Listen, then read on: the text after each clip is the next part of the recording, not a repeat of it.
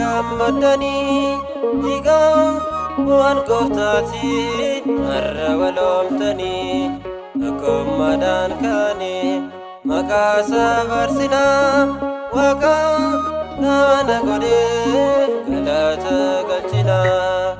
Misirroonni keenya maqaa gammadanii dhiigaa waan gooftaatiin har'a waloomtanii akkumadhaan kaanii maqaa isaa faarsinaa waaqa kana godheef galata galchinaa.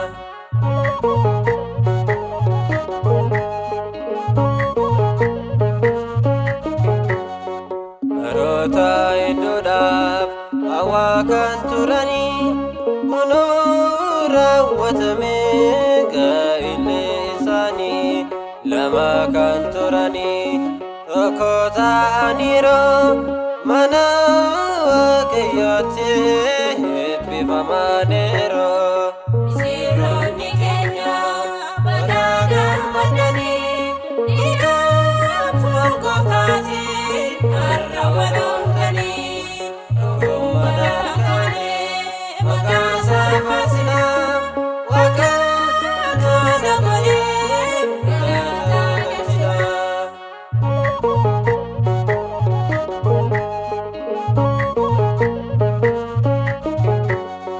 Addaam gammadeera Hewaan argannaanii Hewaanis gammadee Addaam argachuuni isaan tokko malee lama miti amma kan tokko isaan godhee Waaqayyo namaa.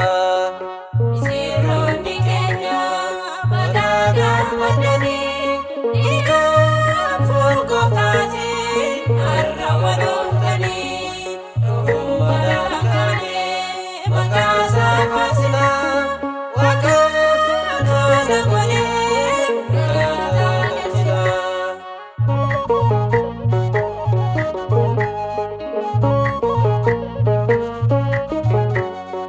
Ebboo keessa namaa kan daaftee hubattu aadaa Waaqayyoodha hundaaf kan kadhattu wayneen dhoome jettee ilma isheetti himte irraa dookimaasee kadhanna isheen goote.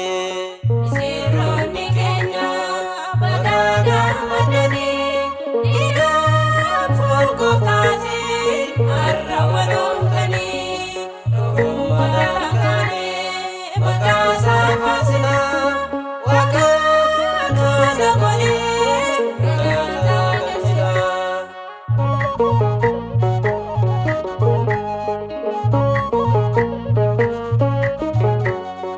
Innis waaqni dhugaan kadhashee dhaga'ee yeroon isa gootoonni tura yoom ga'e jedheetoo dubbate aadaa isaati jette ejjeetti isa guddaa mul'isee achitti.